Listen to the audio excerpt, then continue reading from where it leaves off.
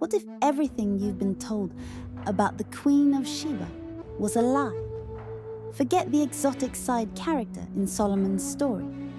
Forget the watered-down depictions in books and movies. The truth, the Queen of Sheba was a black African powerhouse, one of the most feared, respected, and betrayed rulers in history. But her true legacy was stolen, distorted, and buried under centuries of colonial storytelling. And we're about to dig it all up, because this isn't just a forgotten chapter of African history. It's a legacy of power they didn't want you to remember. Stay with me, because what you're about to learn changes everything.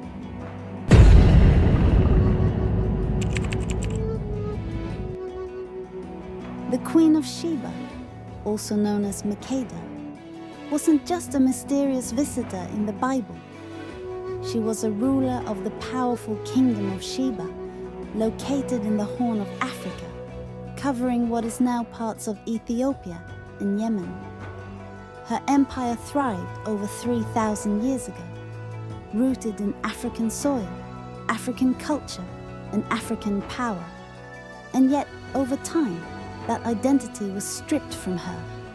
In most Western retellings, Sheba becomes a background character, a beautiful, curious woman enchanted by the wisdom of King Solomon. But that's not how her own people told the story.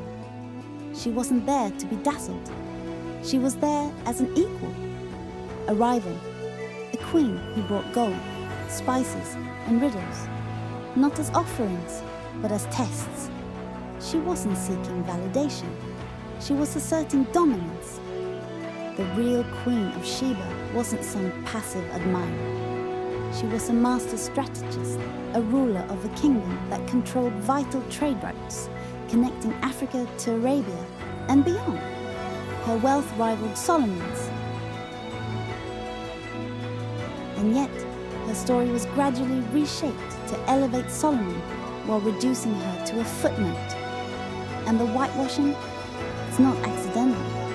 Across centuries, European artists, writers, and scholars painted her with lighter skin, draped her in silk instead of African textiles, and twisted her narrative to align with a biblical world seen through colonial eyes.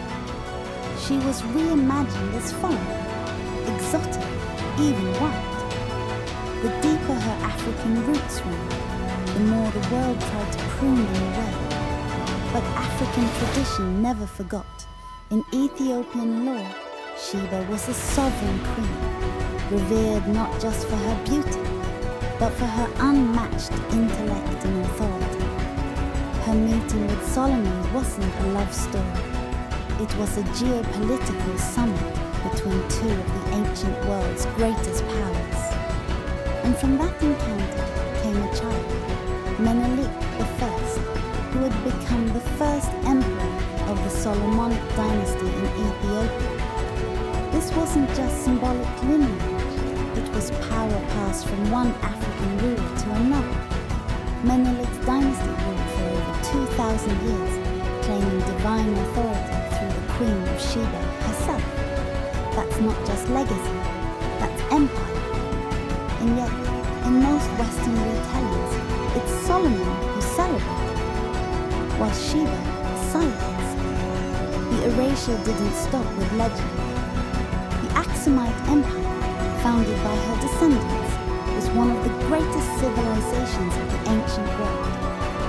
They built cities, minted coins, traded with Rome and England, and became the first African state to adopt Christianity.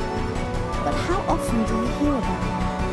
How often is Sheba credited as the matriarch? Colonial historians downplayed Axum, dismissed it, ignored it, just like they did Sheba. Because acknowledging a black African queen as the founder of a dynasty that rivaled Rome didn't fit the script. But here's the plot twist. She never disappeared. Not really. In the traditions of Ethiopia and Eritrea, Sheba remains a foundational figure. She's not forgotten in the oral history remembered as a woman of strength, vision, and resilience, one who built bridges between nations and empires. And now, modern African scholars and storytellers are reclaiming her image. They're undoing centuries of distortion piece by piece. Her story is being told again, not through colonial filters, but through African eyes. Because Sheba's legacy isn't just about royalty, it's about resistance. She is a symbol of what happens when black power is too great to be ignored. So instead, it's hidden, erased, rebranded, but never truly destroyed. And today, in a world still reckoning with the damage of historical erasure, her story matters more than ever. Because when we reclaim Sheba, we reclaim more than just one queen.